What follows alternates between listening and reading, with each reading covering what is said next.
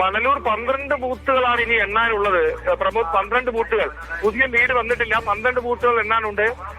അത് തന്നെയാണ് സ്ഥിതി. നമുക്ക് ഓർമ്മയുണ്ട്, പ്രമോദ് ഓർക്കണമെന്ന് കരുതുന്നത് 2011 മാധവൻ ഇവിടെ നിന്ന് ജയിച്ചു വരുമ്പോഴും ഏതാണ്ട് 400-ലധികം വോട്ടുകൾക്ക് മാത്രമാണ് അദ്ദേഹം ജയിച്ചു കയറിയത് എന്നുള്ള കാര്യം നമ്മളിപ്പോൾ ഓർക്കണം. അന്ന് ഇടതുപക്ഷത്തിന്റെ ബേബി ജോൺ ആയിരുന്നു എതിർ സ്ഥാനാർത്ഥി എന്നുള്ള കാര്യം താങ്കൾ ഓർക്കുമല്ലോ. ഇതും 10 വർഷങ്ങൾക്ക് ഇപ്പുറം വീണ്ടും മണലൂരിൽ മറ്റൊരു കോൺഗ്രസ് MLA യുടെ സാധ്യത തെളിഞ്ഞു വരുമ്പോൾ അത് കടുത്ത മത്സരത്തിലൂടെയാണെന്നുള്ള കൂടി കാര്യങ്ങൾ ഓർക്കണം. ഇപ്പോഴും പറയാൻ കഴിയുന്നില്ല LDFന്റെ ശ്രീ രവീന്ദ്രനാഥാണോ അതോ TM പ്രതാപനാണോ ജയിക്കുക എന്ന കാര്യം. പക്ഷേ കടുത്ത പോരാട്ടം നടക്കുന്നു. 12 ബൂത്തുകൾ കൂടി എണ്ണാനുണ്ട്. അതിനുശേഷം മാത്രമായിരിക്കും പറയാൻ കഴിയുക. അരിമ്പൂരാണ് എന്നുള്ളത് സമാസമം നിൽക്കുന്ന പഞ്ചായത്താണ്. 10 സീറ്റുകളാണ് കോൺഗ്രസും LDFിനും ഇവിടെ ഉള്ളത്. അതിൽ ടോപ്പിലൂടെ മാത്രമാണ് UDF ഇവിടെ ജയിച്ചിട്ടുള്ളത്. അതുകൊണ്ട് തന്നെ പ്രവചനാതീതമാണ് മണലൂർ. മണലൂരിന്റെ മനസ്സിൽ എന്തെന്നറിയാൻ കാത്തിരിക്കണം പ്രമോദ്. യെസ്, മണലൂർ ഇപ്പോഴും ഓരോ വോട്ടും എണ്ണുന്ന സമയത്ത് ഹൃദയമിടിപ്പ് കൂടുകയാണ് രണ്ട് സ്ഥാനാർത്ഥികൾക്കും. തീർച്ചയായിട്ടും ഒന്നും പറയാൻ കഴിയാത്ത സ്ഥിതിയാണ്.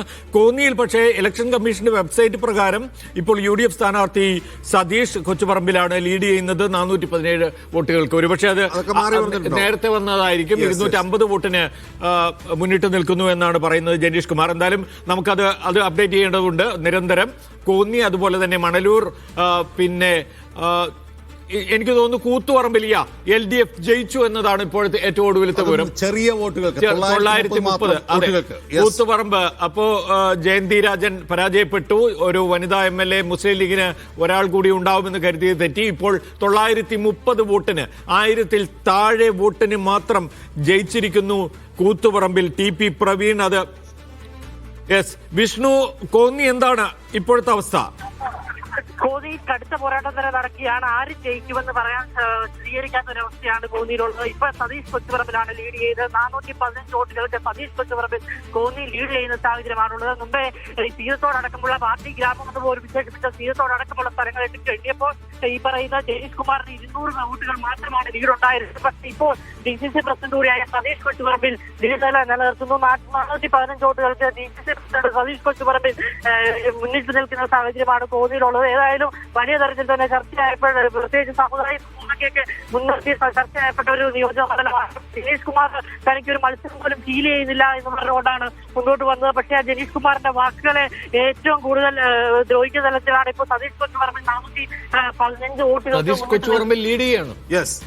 അത് ആ നിലയ്ക്ക് കാണേണ്ടത്. അങ്ങനെ കോട്ടയത്തെ പോലെ പത്തനംതിട്ടയും പൂർണ്ണമായും UDFിന് കീഴിലേക്ക് വരുമോ എന്നാണ് നോക്കിയിരിക്കുന്നത്. ഫോട്ടോ ഫിനിഷിലേക്ക് പോവുകയാണ്.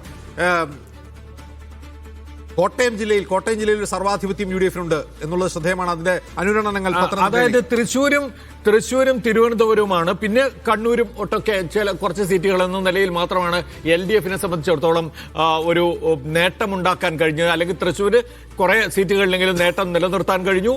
തിരുവനന്തപുരത്തും ചില സീറ്റുകൾ നിലനിർത്താൻ കഴിഞ്ഞു എന്നതൊഴിച്ചു കഴിഞ്ഞാൽ ഒന്നും തന്നെ അവകാശപ്പെടാൻ കഴിയാത്ത രീതിയിലാണ് LDFിന്റെ ഈ തെരഞ്ഞെടുപ്പിലെ റിസൾട്ട് എന്ന് പറയേണ്ടി വരും. അങ്ങേയറ്റം പിണറായി വിജയന്റെ ഭൂരിപക്ഷം 5-1 കുറച്ചിരിക്കുന്നു അബ്ദുൾ റഷീദ്.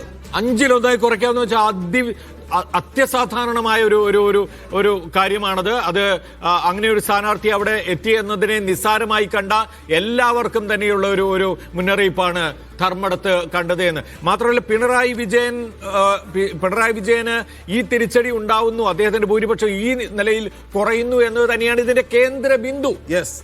ഈ പരാജയത്തിന്റെ കേന്ദ്ര ബിന്ദു അത് തന്നെയാണ് എന്നതുകൂടി ഉറപ്പിക്കുകയാണ്. അദ്ദേഹത്തിന്റെ തീരുമാനങ്ങളും അദ്ദേഹത്തിന്റെ നിലപാടുകളും ഒക്കെയാണ്. അവിടെ നിന്നാണ് LDFിന്റെ പരാജയത്തിന്റെ ആരംഭം എന്നൊരു സൂചന മുഖ്യമന്ത്രി, നേതാവെന്ന നിലയിൽ, ക്യാപ്റ്റൻ എന്ന നിലയിൽ അതിന്റെ ഉത്തരവാദിത്വം അദ്ദേഹത്തിൽ നിന്നാണ് ആരംഭിച്ചത് എന്ന് തന്നെയാണ് അത് പറയുന്നത്. എന്തായാലും നമുക്ക് മനസ്സിലാക്കാനുള്ളത് ഇനിയും ഉറപ്പിക്കാനുള്ള കുറച്ച് സീറ്റുകൾ മാത്രമാണുള്ളത്. അത് കോന്നി വരുന്നു, മണലൂര് വരുന്നു, അതുപോലെ തന്നെ മറ്റു ചില മണ്ഡലങ്ങൾ കൂടിയാണ് ഇപ്പോൾ ഉള്ളത്. കോന്നി എന്തായാലും 417 വോട്ടിന് ഇപ്പോൾ സതീഷ് കൊച്ചുപറമ്പിൽ UDF സ്ഥാനാർത്ഥി ലീഡ് ചെയ്തുകൊണ്ടിരിക്കുകയാണ്. അതുകൂടിയാണ് ആവുകയാണെങ്കിൽ പത്തനംതിട്ട എല്ലാ മണ്ഡലങ്ങളും 5 മണ്ഡലങ്ങളും UDFിനൊപ്പമായിരിക്കും.